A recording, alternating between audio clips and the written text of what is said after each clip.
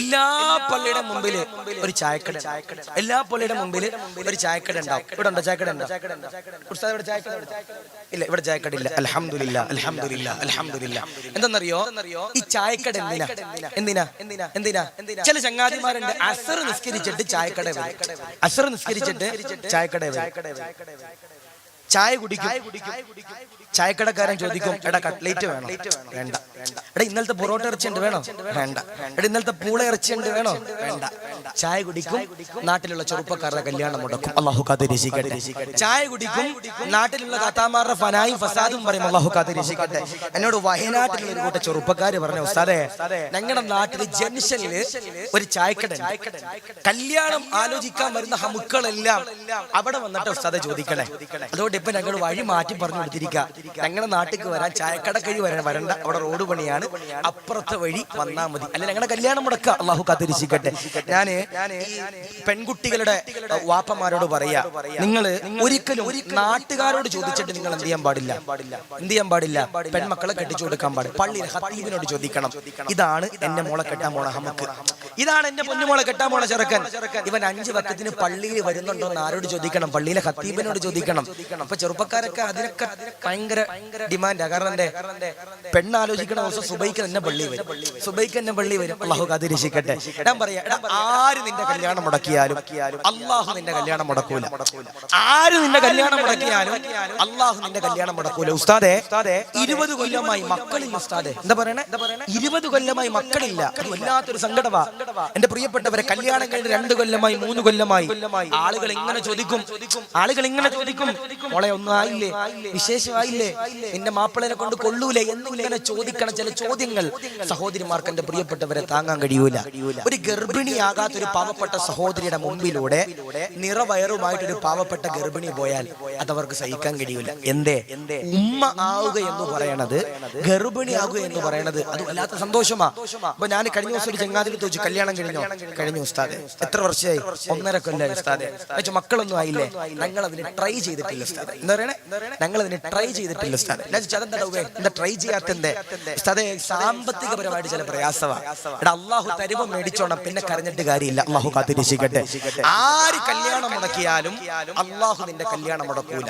എടാ മക്കൾ നിനക്ക് എത്ര കൊല്ലമായിട്ട് കിട്ടിയിട്ടില്ലെങ്കിലും ഈ പറയുന്ന ഒരു ദുആ നിങ്ങൾ ചെയ്താൽ ഇൻഷാ അള്ളാഹു നിങ്ങൾക്ക് സ്വാലിഹീങ്ങളായ മക്കളെ അള്ളാഹു നൽകും. ഏതാ ദുആ? അള്ളാഹുവിന്റെ പരിശുദ്ധമാക്കപ്പെട്ട ഖുർആനിലൂടെ അല്ലാഹു പറയുകയാണ്. ഏതാണ് ദുആ എന്നറിയോ? ഏതാണ് ആയത്തെന്നറിയോ? ഉസ്താദേ സ്ത്രീധനമെന്ന് പറയുന്ന മാരകമാകുന്ന വിപത്തിന്റെ പേരിൽ എന്റെ പ്രിയപ്പെട്ട പെൺകുട്ടിയുണ്ടല്ലോ, വിവാഹം ചെയ്യാതെ കഴിയുകയാ. ഉസ്താദേ 2 കൊല്ലമായല്ലോ, 3 കൊല്ലമായല്ലോ, 4 കൊല്ലമായല്ലോ, 5 കൊല്ലമായല്ലോ, 20 കൊല്ലമായല്ലോ, മക്കളില്ലാതെ സങ്കടപ്പെടുകയാ എന്ന് പറഞ്ഞുകൊണ്ട് കലിക്കുന്നവരോട് പറയുകയാ, ഏതാണ് ദുആ എന്നറിയോ? ഏതാണ് ദുആ എന്നറിയോ? ഏതാണ് ആയത്തെന്നറിയോ? 6000-ഓളം ആയത്തുകളുള്ള 114 സൂറത്തുകളുള്ള 25ഓളം പ്രവാചകന്മാരുടെ ചരിത്രങ്ങൾ പറയുന്ന അല്ലാഹുവിന്റെ ഖുർആനിനോട് അല്ലാഹു പറയുകയാ, എഴുതിയെടുക്കാൻ പറ്റുന്നവരെന്റെ പ്രിയമുള്ളവരെ എഴുതിയെടുക്കുക, ഹിഫ്ളാക്കാൻ പറ്റുന്നവരെന്റെ പ്രിയമുള്ളവര് കാണാപാഠം പഠിച്ചുകൊള്ളുക. ലൈവിലൂടെ റെക്കോർഡ് ചെയ്തിട്ട് പഠിക്കാൻ പറ്റുന്നവരുണ്ടല്ലോ, ചൊല്ലിക്കൊള്ളുക. ഏതാണ് ദുആ എന്നറിയോ? ഏതാണ് ആയത്തെന്നറിയോ? ആര് കല്യാണം മുടക്കിയാലോ എന്റെ പ്രിയപ്പെട്ടവരെ എത്ര കൊല്ലമായി മക്കളില്ലെങ്കിലും ഈ പറയുന്ന ദുആ കൊണ്ടല്ലോ ഇഖ്ലാസോടെ അതുപോലെ തഖ്വയോടെ ചൊല്ലിക്കഴിഞ്ഞാൽ മഹാരഥന്മാരാകുന്ന പണ്ഡിതന്മാരുണ്ടല്ലോ പറയുകയാ, റബ്ബനാ ഹബ് ലനാ മിൻ അസ്വാജിനാ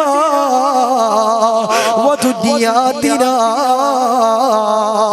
ഖുർറത അയുനിൻ വജഅൽനാ ലിൽമുത്തഖീന ഇമാമാ. ഈ പറയുന്ന ആയത്തുണ്ടല്ലോ, ഈ പറയുന്ന ദുആ ഉണ്ടല്ലോ, ഈ പറയുന്ന ഖുർആനിന്റെ സൂക്തമുണ്ടല്ലോ, ആരെങ്കിലും ഒരാൾ ചൊല്ലിക്കഴിഞ്ഞാൽ അൽഹംദുലില്ലാഹ് പടച്ചവനെ അവന്റെ കുടുംബ ജീവിതത്തിലുണ്ടല്ലോ, അവന്റെ മക്കളിലുണ്ടല്ലോ, അവന്റെ ഭാര്യയിലുണ്ടല്ലോ അല്ലാഹു പടച്ച തമ്പുരാൻ ബറക്കത്ത് തരുന്നതാ. അതുകൊണ്ട് പ്രിയമുള്ളവരോട് പറയുകയാ, ഒരുപാട് അത്ഭുതങ്ങളുള്ള, ഒരുപാട് മഹത്വമുള്ള, ഒരുപാട് പ്രതീക്ഷയുള്ള, സങ്കടം വന്നാലും സന്തോഷം വന്നാലും ആ ഖുർആനിനെ ഹൃദയത്തോടെ ചേർത്ത് പിടിച്ചാൽ അൽഹംദുലില്ലാഹ് മരിക്കുമ്പോ ഈമാനോടെ പുഞ്ചിരിച്ചുകൊണ്ട് മരിക്കാൻ കഴിയുമെന്ന് ആദരവായ പ്രവാചകൻ നബി മുഹമ്മദ് മുസ്തഫ സല്ലല്ലാഹു അലൈഹി വസല്ലം റബ്ബനാ ഹബ് ലനാ മിൻ അസ്വാജിനാ വദുരിയാതിനാ ഖുർറത അയുനിൻ വജഅൽനാ ലിൽമുത്തഖീന ഇമാമ. ഈ പറയുന്ന ദുആ ആരെങ്കിലും ഒരാൾ ചൊല്ലിയാൽ ഇൻഷാ അല്ലാഹ് അവന്റെ ജീവിതത്തിൽ അല്ലാഹു ബറക്കത്ത് നൽകും, അവന്റെ മക്കളിൽ അല്ലാഹു ബറക്കത്ത് നൽകും, അവന്റെ വിവാഹം അല്ലാഹു ശരിയാക്കി തരുമെന്ന് മഹാരഥന്മാരാകുന്ന പണ്ഡിതന്മാർ പറയുമ്പോൾ അല്ലാഹു പഠിക്കാൻ അല്ലാഹു സൗഭാഗ്യം നൽകട്ടെ. ഞാൻ ചോദിക്കട്ടെ, നല്ല ഭർത്താക്കന്മാരെ വേണ്ടവരുണ്ടെങ്കിൽ കൈപൊക്കിയപ്പോ. നല്ല ഭർത്താക്കന്മാര് വേണ്ടവര് അലിയാർ തങ്ങളെ പോലെ, ഉമർ തങ്ങളെ പോലെ ആരില്ല? ഞാൻ കഴിഞ്ഞ ദിവസം കാസർഗോഡ് ഭാഗത്ത് വാതിനി എന്നിട്ട് ഞാൻ ചോദിച്ചു, നല്ല ഭർത്താക്കന്മാരെ വേണ്ടവര് കൈവക്കാൻ. 80% പൊക്കിയത് പെണ്ണുകൾ. ഭർത്താവിനെ കെട്ടിയവരെ അള്ളാഹു കാത്തിരിച്ചിക്കട്ടെ, കുടുംബജീവിതം ആരംഭിച്ചവരെ അള്ളാഹു കാത്തിരിച്ചിക്കട്ടെ. കെട്ടിക്കഴിഞ്ഞിട്ട് പെട്ടെന്ന് പറഞ്ഞിട്ട് കാര്യമുണ്ടോ? കെട്ടിക്കഴിഞ്ഞിട്ട് പെട്ടെന്ന് പറഞ്ഞിട്ട് കാര്യമുണ്ടോ? ഇല്ല. എന്റെ വണ്ടി ഓടിക്കൊണ്ട് ചങ്ങാതി ഉണ്ട്, അബൂന്ന പേര്. ഇന്ന് വന്ന ചങ്ങാതി ഇല്ല, എന്നോട് എപ്പോഴും ഉണ്ടാകുന്ന ചങ്ങാതി അബൂന്ന പേര്. അപ്പൊ ഓനെ ഒരു ദിവസം എന്നോട് പറഞ്ഞു, ഉസ്താദേ നിങ്ങളെ സാധാരണ ഞാൻ ചെയ്യണം തൃശ്ശൂർ റെയിൽവേ സ്റ്റേഷനിൽ കൊണ്ട് വിട്ടിട്ട് ട്രെയിൻ കയറി പോയിക്കോളാൻ ഞാൻ പറയണേ. ഇന്ന് ഉസ്താദെ ഞാൻ അങ്ങനെ വിടൂല, ഉസ്താദെ ഞാൻ ആലപ്പുഴ കൊണ്ട് വിട്ടുതരാന്ന് പറഞ്ഞു. എന്റെ വീട് ആലപ്പുഴയാണ്, ആലപ്പുഴ കൊണ്ട് വിട്ടുതരാന്ന് പറഞ്ഞു. അപ്പൊ ഞാൻ അവനോട് ചോദിച്ചിട്ട്, ചങ്ങാതി 2 കൊല്ലമായി നീ എന്നോട് കൂടിയിട്ട് ഇന്നേ വരെ നീ എന്നോട് ഈ വാക്ക് പറഞ്ഞിട്ടില്ല, ഞാൻ കൊണ്ട് ആലപ്പുഴയിൽ വിട്ടുതരാന്ന്. ഞാൻ ചോദിച്ചു, എന്താണ് ചങ്ങാതി നിനക്ക് തന്ന ശമ്പളം കൂടിപ്പോയിട്ടുണ്ടോന്ന് ചോദിച്ചു. 500 എങ്ങാനും കൂടിപ്പോയിട്ടുണ്ട്. ഇല്ല ഉസ്താദെ, തന്നതിൽ 100 രൂപ കുറവാ, കൂടുതലൊന്നും ഇല്ല. ഞാൻ പിന്നെന്താ നിനക്ക് എന്നോട് സ്നേഹം? ഉസ്താദെ കാസർഗോഡ് വയല് പറയുന്ന സമയത്ത് ഞാൻ എന്റെ പ്രിയപ്പെട്ട പൊണ്ടാട്ടിനെ ഒന്ന് കോൾ ചെയ്തു ഉസ്താദെ. എന്താ പറയണേ? കാസർഗോഡ് വയല് നടക്കുന്ന സമയത്ത് ഞാൻ എന്റെ പ്രിയപ്പെട്ട ഭാര്യ ഒന്ന് ഫോൺ വിളിച്ചു ഉസ്താദെ. ആ സമയത്ത് ഞാനും ഓളും തമ്മിൽ ചെറുതായിട്ടൊന്ന് ഉരസി ഉസ്താദെ, ഞാനും ജസ്നായും കൂടെ ഒന്ന് ഉരസി ഉസ്താദെ. ഉസ്താദെ ഇനി ഞാൻ വീട്ടിൽ കയറി ചെന്നാല് ഓൾ എന്റെ ചെരവയ്ക്കടിക്കും ഉസ്താദെ, അതുകൊണ്ട് ഞാനിന്ന് പോകൂല എന്നൊരു സാധുവായ ചെറുപ്പക്കാരൻ പറയുമ്പോ, കെട്ടിക്കഴിഞ്ഞിട്ട് പെട്ടെന്ന് പറഞ്ഞിട്ട് കാര്യമുണ്ടോ? ഇല്ല. ഭാര്യയുടെ മുഖത്തേക്ക് നോക്കുമ്പോ നമുക്ക് സന്തോഷം ഉണ്ടാകണം, സന്തോഷം ഉണ്ടാകണം. ഞാൻ ഈ പെൺമക്കളുടെ വാപ്പമാരോട് പറയാ, പൈസ നോക്കിയിട്ട് കെട്ടിച്ചു കൊടുക്കരുത്. എന്താ പൈസ നോക്കിയിട്ട് കെട്ടിച്ചു കൊടുക്കരുത്. മക്കള് ഫാനിൽ കിടന്ന് തൂങ്ങേണ്ടി വരും. അല്ലാഹു കാത്തിരക്ഷിക്കട്ടെ. ദീനുള്ളവർക്ക് കെട്ടിച്ചു കൊടുക്കണം. ദീനുള്ളവർക്ക് കെട്ടിച്ചു കൊടുക്കണം. ഉസ്താദന്മാർക്ക് കെട്ടിച്ചു കൊടുക്കാൻ പറയണില്ല, കാരണം ഓരോന്നൊക്കെ കെട്ടിയതാ കണ്ടു പറയണില്ല. ഞാൻ പറയണത് ദീനുള്ളവർക്ക് കെട്ടിച്ചു കൊടുക്കണം. ഒരു അലിഫു ബാ തിരിയുന്നവരെങ്കിലും കെട്ടിച്ചു കൊടുക്കണ്ടേ? അതാ പറയണ, പള്ളിയിലെ ഖത്തീബിനോട് പോയി ചോദിക്കണം, ഈ ചങ്ങാതി മൻസൂർ എങ്ങനെയുണ്ട്, ഉസ്താദ് എങ്ങനെയുണ്ട്, അവൻ എങ്ങനെയുണ്ട്, ഇവൻ എങ്ങനെയുണ്ട് എന്ന് പള്ളിയിലെ ഖത്തീബിനോട് ചോദിക്കണം. നാട്ടിലെ ചായക്കടയിൽ പോയി ചോദിക്കരുത്. അല്ലാഹു കാത്തിരക്ഷിക്കട്ടെ. അതാ പറയണ, ഖുർആനിനെ ആരെങ്കിലും ഒരാൾ സ്നേഹിച്ചാൽ അവരെന്റെ പ്രിയപ്പെട്ടവരെ മരിക്കുമ്പോ ഈമാനോടെ മരിക്കണം. ഒന്നാമത്തെ വിഭാഗമാണ്. ഖുർആൻ ഹൃദയത്തോട് ചേർത്ത് പിടിച്ച ഒരു മഹാനാകുന്ന സഹാബിയുണ്ട്, സയ്യിദുനാ ഉസ്മാൻ ഇബ്നു അഫ്ഫാൻ. നമ്മുടെ കൊച്ചപ്പല്ല, സയ്യിദുനാ ഉസ്മാൻ ഇബ്നു അഫ്ഫാൻ റളിയല്ലാഹു അൻഹു. ഉസ്മാൻ തങ്ങൾ വിട പറഞ്ഞപ്പോ എങ്ങനെയാ വിട പറഞ്ഞേ? ഖുർആൻ ഹൃദയത്തോട് നെഞ്ചത്തോട് ചേർത്ത് പിടിച്ചിട്ട് വിട പറഞ്ഞു. ആ ചരിത്രം നമ്മൾ പഠിക്കണം. അല്ലാഹു പഠിക്കാൻ അല്ലാഹു സൗഭാഗ്യം നൽകട്ടെ. ഇരിക്കൂലേ ഇൻഷാ അല്ലാഹ്. അല്ലാഹുവേ പടച്ചവനെ, ആരാ സയ്യിദുനാ ഉസ്മാൻ ഇബ്നു അഫ്ഫാൻ.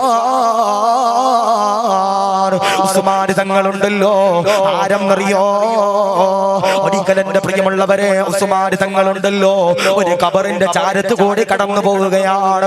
സയ്യിദുനാ ഉസ്മാൻ തങ്ങളതാ കരയുകയാ. സഹാബത്തതാ കടന്നു വരികയാ. സഹാബത്തതാ കടന്നു വന്നിട്ട് ഉസ്മാൻ തങ്ങളോട് ചോദിക്കുകയാ, എന്തിനാ ഉസ്മാനെ, എന്തിനാ കരയുന്നത് ഉസ്മാനെ? നിനക്ക് ഒരുപാട് സൗഭാഗ്യങ്ങള് അല്ലാഹു പടച്ച തമ്പുരാൻ തന്നല്ല ഉസ്മാൻ.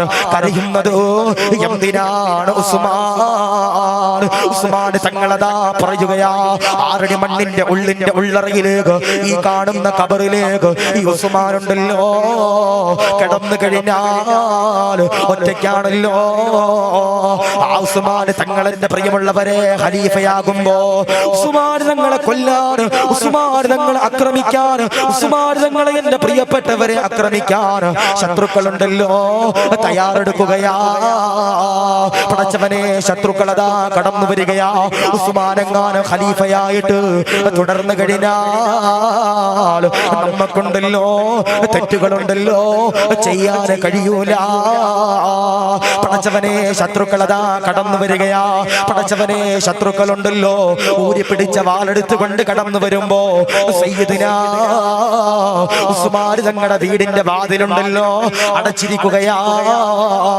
ഉസ്മാൻ തങ്ങളുടെ ഭാര്യയുണ്ടല്ലോ വാതിലതാ തുറന്നു നോക്കുമ്പോ ശത്രുക്കളെന്റെ പ്രിയപ്പെട്ടവരെ ഊരി പിടിച്ച വാളെടുത്തിട്ട് ഉസ്മാൻ തങ്ങളെ കൊല്ലാനായിട്ട് കടന്നു വന്നിരിക്കുകയാ. ഉസ്മാനുണ്ടല്ലോ പടച്ചവരെ പേടിക്കുന്നില്ല. ഉസ്മാൻ തങ്ങളുണ്ടല്ലോ പടച്ചവരെ തളരുന്നില്ല. സയ്യിദുനാ ഉസ്മാൻ ഇബ്നു അഫ്ഫാൻ പടച്ചവനെ നോമ്പ് നോറ്റുകയാ. സുബ്ഹാനല്ലാഹ്, സുന്നത്ത് നോമ്പന്റെ പ്രിയപ്പെട്ടവരെ ഉസ്മാൻ തങ്ങൾ നോറ്റുകയാണ്. ഉസ്മാൻ തങ്ങൾ നോമ്പ് നോറ്റുമ്പോ ഭാര്യയുണ്ടല്ലോ പതറുകയാ. 1-ാമത്തെ ദിവസം അതാ കടന്നു പോവുകയാ. മഗ്രിബിന്റെ സമയമാവുകയാ. മുഅദ്ദിൻ ഉസ്താദ് ബാങ്ക് കൊടുക്കാൻ സമയമാവുകയാ. ഹയ്യ അലസ് സ്വലാഹ്, ഹയ്യ അലൽ ഫലാഹ്, അല്ലാഹു അക്ബർ, അല്ലാഹു അക്ബർ, ലാ ഇലാഹ ഇല്ലല്ലാഹ് എന്ന് പറഞ്ഞുകൊണ്ട് മഗ്രിബിന്റെ സമയമാകുമ്പോ ഉസ്മാൻ തങ്ങൾക്കല്ലാ കഴിക്കാൻ ഭക്ഷണമില്ല, കുടിക്കാൻ വെള്ളമില്ല. പടച്ചവനെ, 2-ാമത്തെ ദിവസം അതാ കടന്നു വരികയാ. ഉസ്മാൻ തങ്ങള് പട്ടിണി കിടന്നുകൊണ്ട് പ്രിയപ്പെട്ടവരെ അത്താഴം പോലും കഴിക്കാനില്ലാതെ ഉസ്മാൻ തങ്ങളുണ്ടല്ലോ പടച്ചവനെ നോമ്പ് നോറ്റുകയാ.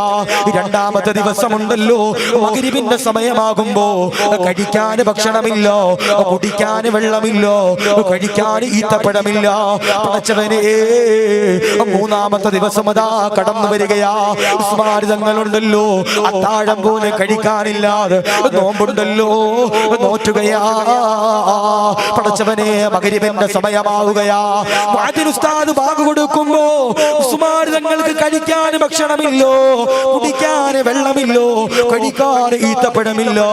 ഭാര്യയുണ്ടല്ലോ തളരുകയാ. പടച്ചവരോട് പൊട്ടിക്കരഞ്ഞുകൊണ്ട് ദുആ ചെയ്യുകയാ. അല്ലാ, പരീക്ഷിക്കല്ലേ അല്ലാ, എന്റെ പ്രിയപ്പെട്ട പ്രിയതമന് നോമ്പാണ് അല്ലാ.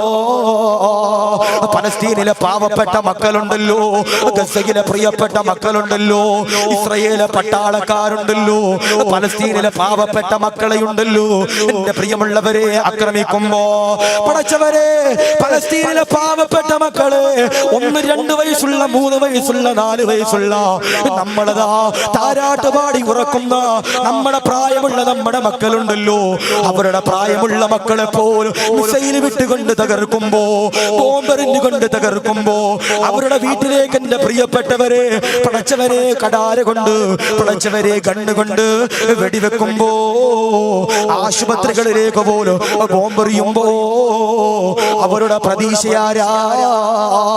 അല്ലാ, അല്ലയാണോ, അല്ലയാണോ.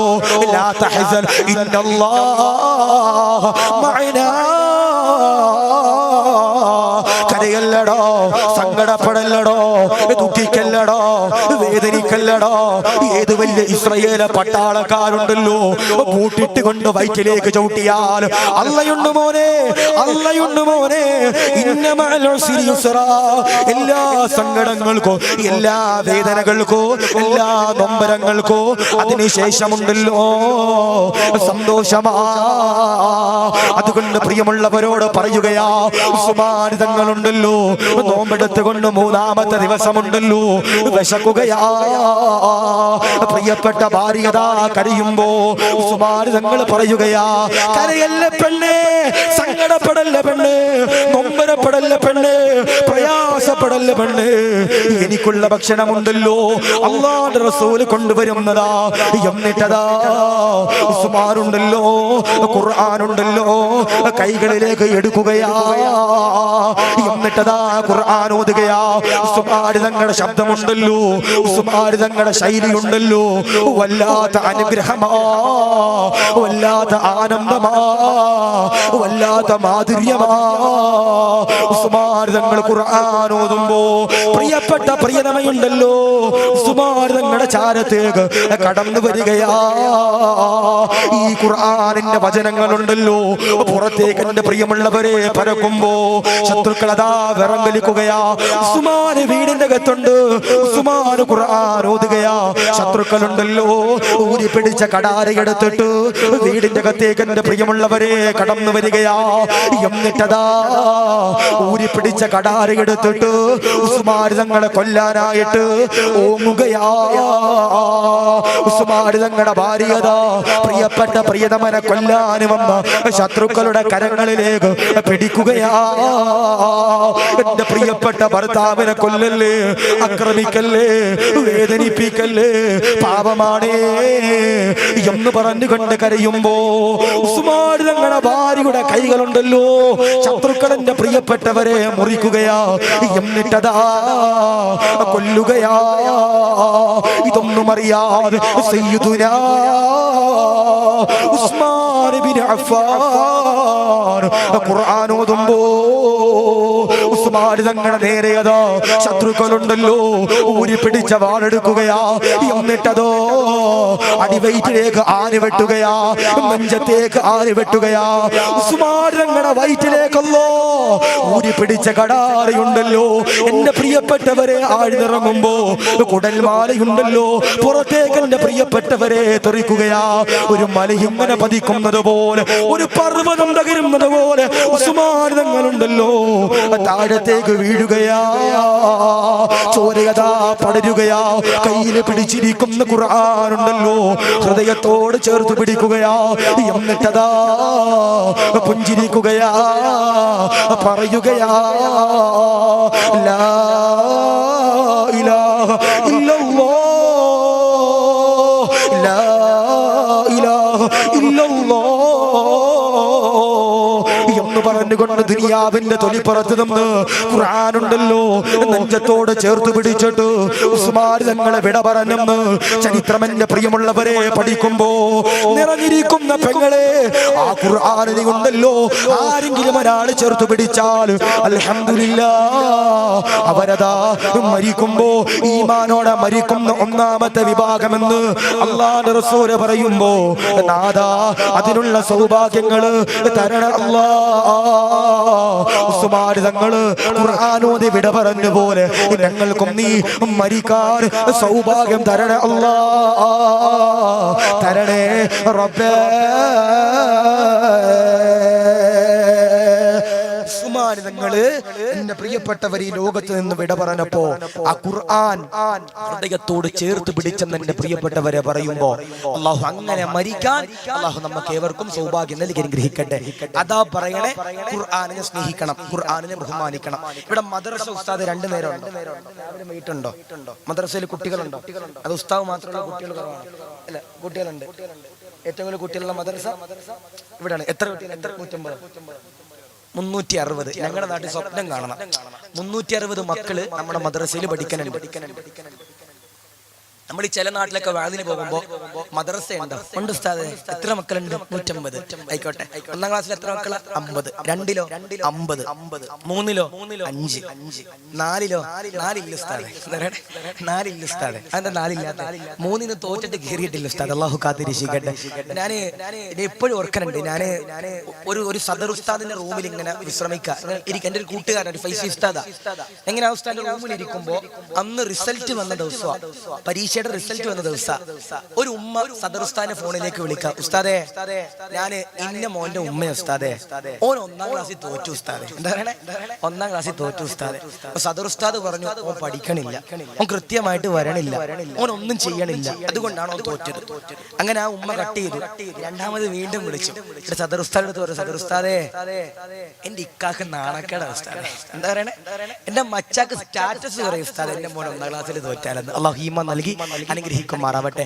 മക്കൾ എത്ര തോറ്റാലും ഉസ്താദുമാരെന്ത് ചെയ്യും? അവരെ പഠിപ്പിക്കാനാ തോപ്പിക്കണേ.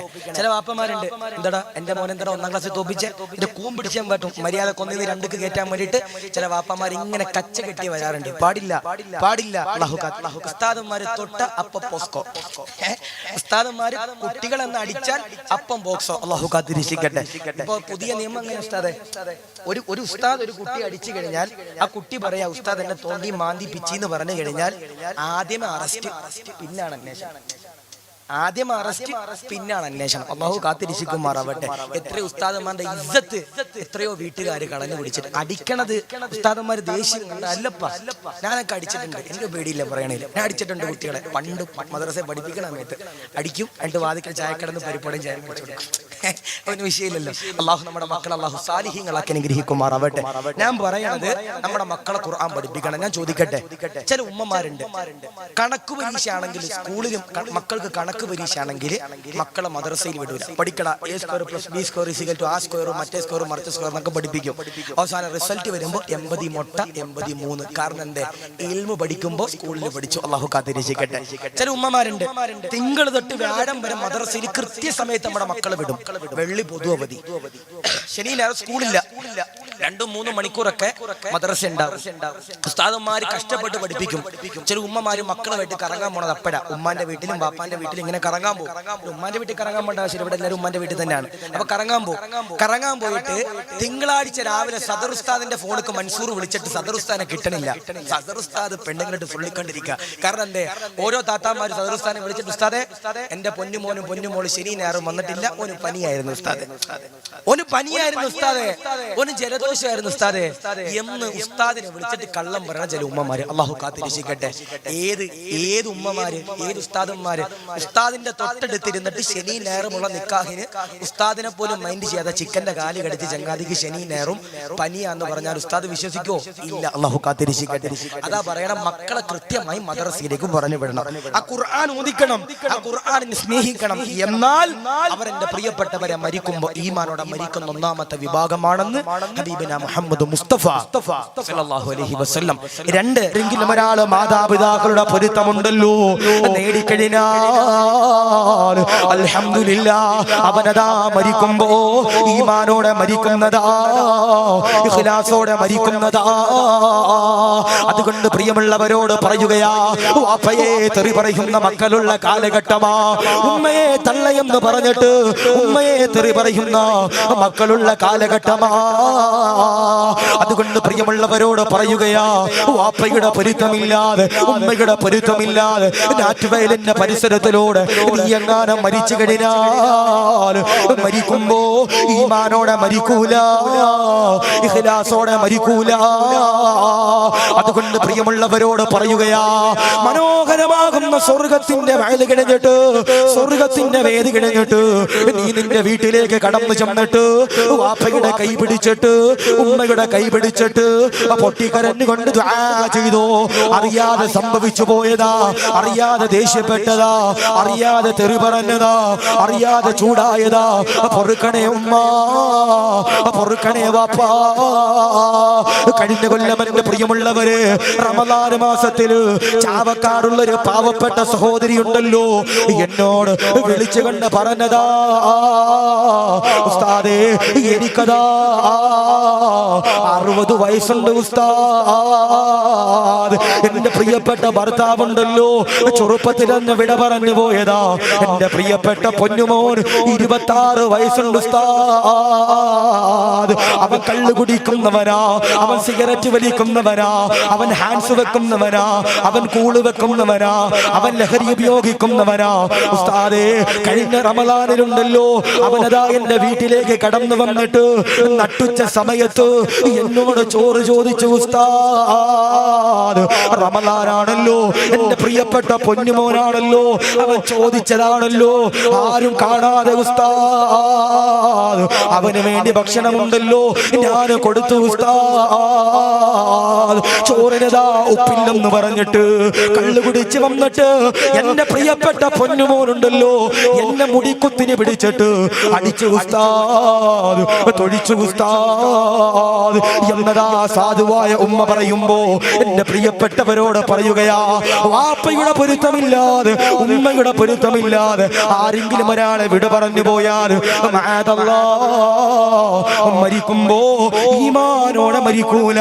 ഹബീബുനാ മുഹമ്മദ് മുസ്തഫ സല്ലല്ലാഹു അലൈഹി വസല്ലം വാപ്പയുടെയും ഉമ്മയുടെയും പൊരുത്തമില്ലാതെ ആരെങ്കിലും ഒരാൾ വിട പറഞ്ഞാൽ അവര് മരിക്കുമ്പോ ഈമാനോടെ പുഞ്ചിരിച്ചുകൊണ്ട് മരിക്കൂലെന്ന് ഹബീബുനാ മുഹമ്മദ് മുസ്തഫ സല്ലല്ലാഹു അലൈഹി വസല്ലം. ഇപ്പോ നിങ്ങൾ വാപ്പ ഉമ്മമാര് പറയും, ഉസ്താദേ ഇത് ഞങ്ങൾക്ക് ഭയങ്കര ലക്കാണല്ലോ ഉസ്താദേ, സൗഭാഗ്യമാണല്ലോ. അങ്ങനല്ല. ചില വാപ്പ ഉമ്മമാര് മക്കളെ തീരെ നോക്കൂല. എന്താ വാപ്പാന്റെ വിചാരം പിള്ളേരുണ്ടാക്കിയിട്ട് കയ്യിലോട്ട് കൊടുത്ത ഖലാസ് കഴിഞ്ഞു. വാപ്പമാരുടെ വിചാരം പിള്ളേരെ ഉണ്ടാക്കിയിട്ട് ഭാര്യയുടെ കയ്യിലേക്ക് കൊടുത്താൽ കഴിഞ്ഞു വന്ന പാടില്ല. അവരെ നോക്കാനുള്ള ബാധ്യത ഓരോ വാപ്പമാർക്കും ഉണ്ട്. അല്ലാഹു കാത്തിരക്ഷിക്കട്ടെ. ചില ഉമ്മമാരുണ്ട് വിചാരം അവർക്കെന്തോ ചെറുപ്പകാലത്ത് നോക്കിയാൽ മാത്രം അവരുടെ ബാധ്യത കഴിഞ്ഞെന്ന. അങ്ങനല്ല. അവരെ നല്ല രീതിയിൽ എന്റെ പ്രിയപ്പെട്ടവരെ പോറ്റണ്ട ഒരു ഉടമത്വം എന്റെ പ്രിയപ്പെട്ടവരെ അവർക്കാണ്, മാതാപിതാക്കൾക്കാണ്. അല്ലാഹു കാത്തിരക്ഷിക്കട്ടെ. വാപ്പയുടെയും ഉമ്മയുടെയും പൊരുത്തമില്ലാതെ ആരെങ്കിലും ഒരാൾ മരണപ്പെട്ട് കഴിഞ്ഞാൽ അവര് മരിക്കുമ്പോ ഈമാനോടെ മരിക്കൂലെന്ന് ഹബീബിന മുഹമ്മദ് മുസ്തഫ സല്ലല്ലാഹു അലൈഹി വസല്ലം. ചില മക്കൾക്ക് വാപ്പയെ ദേഷ്യമാണ്, ഉമ്മയെ വല്ലാത്ത മുഹബ്ബത്താണ്. എന്താ ഉമ്മയോട് വല്ലാത്ത സ്നേഹം, വാപ്പയെ ദജ്ജാലിനെ പോലെ കാണുന്ന ചില മക്കളുണ്ട്. അല്ലാഹു കാത്തിരക്ഷിക്കട്ടെ. എന്താ വാപ്പയെ ദജ്ജാലിനെ പോലെ കാണുന്ന ചില മക്കൾ. അല്ലാഹു ഈമാൻ നൽകട്ടെ. സ്വന്തം ഉമ്മ സ്വന്തം മക്കളെ 10 മണിയാകുമ്പോൾ വിളിച്ചിട്ട് പറയും, മോനെ നിന്നെ വീട്ടിലൊന്നും കാണുന്നില്ല, നിന്റെ വാപ്പ വെളിച്ചപ്പാട് തുള്ളണത് പോലെ വീടിന്റെ വാതിക്കെ നിൽക്കുന്നുണ്ട്, നീ മുമ്പിലത്തെ വാതിൽ വഴി വരണ്ട, പുറകിലത്തെ വാതിൽ വഴി കേറിയാ മതി എന്ന് സ്വന്തം ഉമ്മമാര് മക്കളോട് പറയുന്ന കാലഘട്ടം. അല്ലാഹു കാത്തിരക്ഷിക്കട്ടെ. അല്ലാഹു ഈമാൻ നൽകട്ടെ. മോനെ വാപ്പ സ്വർഗത്തിന്റെ മധ്യ കവാടമാണെന്ന് ഹബീബുന മുഹമ്മദ് മുസ്തഫ. വാപ്പ സ്വർഗത്തിന്റെ മധ്യ കവാടമാണെന്ന് ഹബീബുന മുഹമ്മദ് മുസ്തഫ സല്ലല്ലാഹു അലൈഹി വസല്ലം. അല്ല, ഇപ്പൊ നമ്മുടെ വെള്ളിയാഴ്ച നമ്മുടെ സക്കാഫി ഉസ്താദ് ആ മിഹ്റാബിന്റെ മുകളിൽ കയറി നിന്നിട്ട്, മിമ്പറിന്റെ മുകളിൽ കയറി നിന്നിട്ട് ദുആ ചെയ്യുന്നൊരു ദുആ ഉണ്ട്. ഏതാ? അല്ലാഹുമ്മ അജ്റിനാ മിനന്നാർ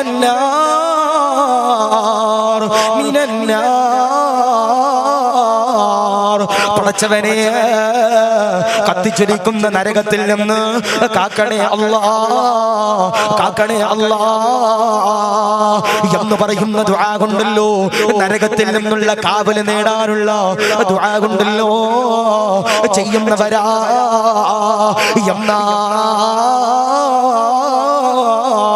ഈ പറയുന്ന ദുആ കൊണ്ടല്ലോ ആരെങ്കിലും ഒരാൾ ചെയ്തു കഴിഞ്ഞാൽ കത്തിജ്വലിക്കുന്ന നരകത്തിൽ നിന്ന് അല്ലാഹു പടച്ച തമ്പുരാൻ കാത്തിരക്ഷിക്കുമെന്ന് പറയുമ്പോ ഏതാണ് ദുആ എന്നറിയോ? ആദരവാകുന്ന പ്രവാചകനുണ്ടല്ലോ പറയുകയാ, മൻ ഖബ്ബല ഐനൈഹി ഉമ്മിഹി കാന ലഹു സിത്റൻ മിനന്നാർ. ആരെങ്കിലും ഒരാൾ ഉമ്മാക്ക് മുത്തം കൊടുത്താൽ, ആരെങ്കിലും ഒരാൾ ഉമ്മയുടെ കണ്ണിന്റെ മുകൾ ഭാഗത്ത് ആരെങ്കിലും ഒരാൾ എന്റെ പ്രിയപ്പെട്ടവരെ മുത്തം കൊടുത്താൽ കാനലഹോ സിദ്റൻ മിനന്നാർ, നരകത്തിൽ നിന്നുള്ള കാവലാണെന്ന് ഹബീബുനാ മുഹമ്മദ് മുസ്തഫ സല്ലല്ലാഹു അലൈഹി വസല്ലം. ആരെങ്കിലും ഒരാൾ ഉമ്മയുടെ കണ്ണിന്റെ മുകൾ ഭാഗത്ത് മുത്തം കൊടുത്താൽ അത് നരകത്തിൽ നിന്ന് കാവലാണെന്ന് ഹബീബിന മുഹമ്മദ് മുസ്തഫ സല്ലല്ലാഹു അലൈഹി വസല്ലം. ഞാൻ ചോദിക്കട്ടെ, ഉമ്മാക്ക് മുത്തം കൊടുത്തവരുണ്ടെങ്കിൽ ഒന്ന് കൈവയ്ക്കാം. അവിടെ ഉമ്മാക്ക് മുത്തം കൊടുത്ത സഹോദരിമാരുണ്ടെങ്കിൽ പൊക്കിക്കോ. താത്തമാരുടെ കയ്യിലൊക്കെ സ്വർണ്ണമൊക്കെ തിളങ്ങുന്നുണ്ട്, തരുമായിരിക്കും ഉസ്താദെ. ഇൻഷാ അല്ലാഹ്. അള്ളാഹു സ്വീകരിക്കട്ടെ, അള്ളാഹു റാഹത്തിലേക്ക് അനുഗ്രഹിക്കുമാറാവട്ടെ. ഞാൻ പറയണത് ഉമ്മാക്ക് മുത്തം കൊടുത്തവരുണ്ടോന്ന് ചോദിച്ചപ്പോ വിരളമാണ്. ഇവിടെ ഭാര്യയ്ക്ക് മുത്തം കൊടുത്തവരുണ്ടോ, ഭർത്താവിന് മുത്തം കൊടുത്തവരുണ്ടോ? ഉസ്താദെ കൊടുത്തിട്ടാ വന്നേ. അള്ളാഹു കാത്തിരിക്കട്ടെ, അള്ളാഹു ഈമാൻ നൽകട്ടെ. അപ്പൊ ഞാൻ പറയണത് മുത്തം കൊടുക്കേണ്ടത് ആർക്ക് കൊടുക്കണം? ഉമ്മാക്ക് കൊടുക്കണം, വാപ്പാക്ക് കൊടുക്കണം. അള്ളാഹു കാത്തിരിക്കട്ടെ. ഇപ്പൊ ഈ വാപ്പയുടെയും ഉമ്മയുടെയും പൊരുത്തമില്ലാതെ ഒളിച്ചോടുന്ന ചില മക്കളുണ്ട്. എന്താ? വാപ്പയുടെയും ഉമ്മയുടെയും പൊരുത്തമില്ലാതെ ഒളിച്ചോടുന്ന ചില മക്കളുണ്ട്. അള്ളാഹു നിന്റെ ജീവിതത്തിൽ ബറക്കത്ത് നൽകൂല. ഇപ്പോ നമ്മുടെ സർക്കാർ ബൈക്കിന്റെ പുറകിലിരിക്കുന്നവർക്ക് ഹെൽമറ്റ് നിർബന്ധാക്കി അല്ലേ? ഹെൽമറ്റ് നിർബന്ധാക്കി. ഇപ്പൊ കോവിഡ് കഴിഞ്ഞിട്ടും ചില താത്തന്മാര് മാസ്ക് ഊരണില്ല. എന്താ? മാസ്ക് ഊരണില്ല. മഫ്ത ധരിക്കോ ഇല്ല, ഹിജാബ് ധരിക്കോ ഇല്ല. എന്തേ? ഈ ഹെൽമറ്റ് ആർക്കാ ഏറ്റവും കൂടുതൽ ഉപകാരപ്പെട്ടെ? ആർക്ക് ഉപകാരപ്പെട്ടെ? നമ്മുടെ സ്വന്തം വീടിന്റെ മുമ്പിലൂടെ ചില താത്തന്മാര് ബൈക്കിന്റെ പിന്നാമ്പുറത്ത്, ഏതെങ്കിലും കാമുകന്റെ ബൈക്കിന്റെ പിന്നാമ്പുറത്ത് ഈ ഹെൽമറ്റ് ഇട്ട് പോയാൽ കാണുമോ? കാമുകരുമായി സ്വന്തം വാപ്പാന്റെ മുമ്പിൽ കൂടെ പോയി ഹായ് എന്ന് കാണിച്ചാലും വാപ്പ തിരിച്ച് ഹായ് എന്ന് കാണിക്കും. അള്ളാഹു കാത്തിരിക്കട്ടെ. ഞാൻ പറയണത് വാപ്പയുടെയും ഉമ്മയുടെയും പൊരുത്തമില്ലാതെ കുടുംബജീവിതം ആരംഭിച്ചാൽ അള്ളാഹു തരുന്ന ശിക്ഷ എന്താ? ഇപ്പൊ ഞാന് ഒരു 1.5 വർഷം മുമ്പ് കർണാടകയിൽ പൊളലി എന്ന് പറഞ്ഞ സ്ഥലം, കർണാടകയിൽ പൊളലി, അവിടെ വയല് പറഞ്ഞിട്ട് ഞാൻ ഇങ്ങനെ തിരിച്ച് മലപ്പുറത്തേക്ക് ഇങ്ങനെ പരശുറാമിൽ എക്സ്പ്രസിൽ ഇങ്ങനെ പോവാ. അപ്പം മംഗലാപുരത്ത് ട്രെയിൻ സ്റ്റാർട്ട് ചെയ്യുമ്പോൾ എന്റെ സീറ്റിന്റെ തൊട്ടപ്പുറത്ത് ഒരു മുസ്ലിം യുവതി, എന്റെ പ്രിയപ്പെട്ടവരെ, ഒരു യൂണിഫോം ഒക്കെ ധരിച്ചിട്ട് മഫ്തയൊക്കെ ചുറ്റി പടച്ചലെ മറ്റേ ഒട്ടകത്തിന്റെ പുറകുലോളി ഇങ്ങനെ വന്നിരിക്കുക. അങ്ങനെ ഇരുന്ന് ട്രെയിൻ ഇങ്ങനെ നീങ്ങി കഴിഞ്ഞപ്പോ ഒരു ചെറുപ്പക്കാരൻ വന്നിട്ട് ഈ പെണ്ണിന്റെ സൈഡിൽ ഇങ്ങനെ ഇരിക്കുക, യൂണിഫോം ഒക്കെ ധരിച്ചിട്ട്. ട്രെയിൻ നീങ്ങി, വെളുപ്പാങ്കാലമാണ്, ആരുമില്ല, ഞാനുണ്ട്, ഓരോ കുറച്ച് കൂട്ടുകാരുണ്ട്. ട്രെയിൻ നീങ്ങി തുടങ്ങിയപ്പോ ഇവൻ ഈ JCBന്റെ ലിവർ ഇങ്ങനെ എടുക്കണത് പോലെ ഇവന്റെ കൈ ഇങ്ങനെ എടുത്തിട്ട് ഇവൻ ആ പെണ്ണിന്റെ തോളത്തിട്ടു. അവിടെ പിടിക്കുന്നു, ഇവിടെ മാന്തുന്നു, അവിടെ തോണ്ടുന്നു, അതൊക്കെ ചെയ്യുന്നു. കോഴിക്കോട് എത്താനായപ്പോ ഈ കുട്ടിയുടെ കൂട്ടുകാരികളുടെ വാപ്പമാര് ഇവരെ വിളിക്കാൻ വന്നിട്ടുണ്ട്. അതാര് കണ്ടു? ഈ ചങ്ങാതി നേരത്തെ തന്നെ ട്രെയിനിന്റെ അറ്റത്തിരുന്ന് കണ്ടു. ഇവനപ്പോ ആര് കാണാതിരിക്കാൻ വേണ്ടി ഇവൻ നേരെ വന്ന് എന്റെ തൊട്ട് സൈഡിൽ ഇരിക്കുക. ഓൻ ഖത്തീബ്, ഞാൻ മുഅദ്ദിൻ. ഒന്നും അറിയാത്ത പോലെ ഇരിക്കുക. ഓനൊന്നും അറിഞ്ഞിട്ടില്ല. ഓൻ വാപ്പ, ഞാൻ മോൻ എന്ന് പറഞ്ഞു ഇങ്ങനെ വന്നിരിക്കുക, ഒന്നും അറിയാത്ത പോലെ. ട്രെയിൻ പിന്നെ നീങ്ങി, ആരുമില്ല. ഈ ചങ്ങാതി ഈ പെണ്ണിന്റെ അടുത്ത് പോയിട്ട് പിന്നെ JCBയുടെ ലിവർ മാറ്റി. പിന്നെ ഇവൻ ക്രെയിനിന്റെ ലിവറാ ഇടുന്നത്, വലിയ ലിവർ, വലിയ കൈ. ഇവന്റെ കൈ എടുത്തിട്ട് പെണ്ണിന്റെ ഡ്രസ്സിന്റെ ഇടയിൽ കൂടെ കൈയിടുന്ന്, അവിടെ മാറ്റുന്നു. ഒരു മുസ്ലിം ചെറുപ്പക്കാരനും ഒരു മുസ്ലിം യുവതിയും. അള്ളാഹു കാത്തിരക്ഷിക്കട്ടെ. പഠിക്കാൻ വേണ്ടി മംഗലാപുരത്ത് പോയതാ. അള്ളാഹു കാത്തിരക്ഷിക്കട്ടെ. തിരിച്ചു വരുമ്പോ 8 മാസം. അള്ളാഹു കാത്തിരക്ഷിക്കുമാറാവട്ടെ. അള്ളാഹു ഈമാൻ നൽകി അനുഗ്രഹിക്കുമാറാവട്ടെ.